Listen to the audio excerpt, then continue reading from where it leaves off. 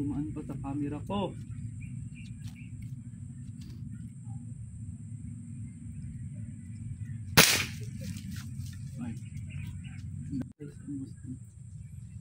So ito unresized major 830 fps. So, naka 3 shots na tayo. Ito ang apat.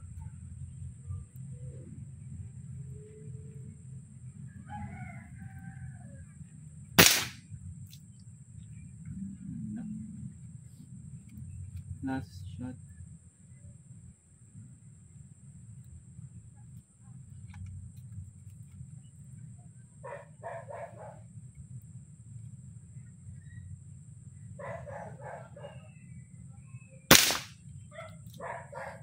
Okay, 5 shots group.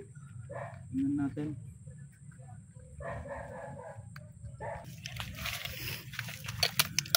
Yan, so sa 18 yards, ito yung patama niya. Brass barrel na yung ordinary. 5 shots group. Recrowned and rechamber. Yun lang ang kailangan. I-rechamber mo lang siya at i-recrown mo lang siya para gumanda yung tama. Okay, so ito na yung result ng ating shots group kanina, o yung group test ng ating Corona brass barrel, or yung ordinary na barrel lang, sleeve type siya.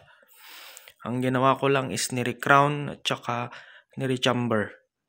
Tignan nyo yung patama. Ayan. Ito 5 centavos pasok sa 5 centavos yung patama niya. Yan. So FPS na gusto niya is nasa around 820 to 830 FPS. Doon ko siya chinun.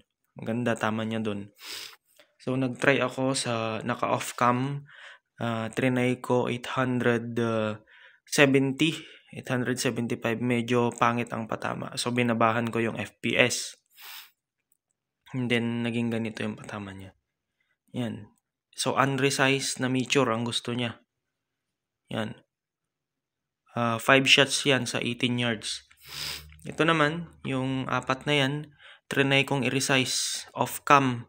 Tapos nag-group test ako yan. Medyo malayo yung patama niya kasi nga lumuwag yung pellet. Yung barrel kasi na local lang yan, ordinary, medyo maluwag ang bore niyan. So gustong gusto niya yung local pellet na unresize. Pag ni-resize mo, maluwag masyado kaya kumakalat. Tapos ito yung nung siniro ko yung scope. Yan.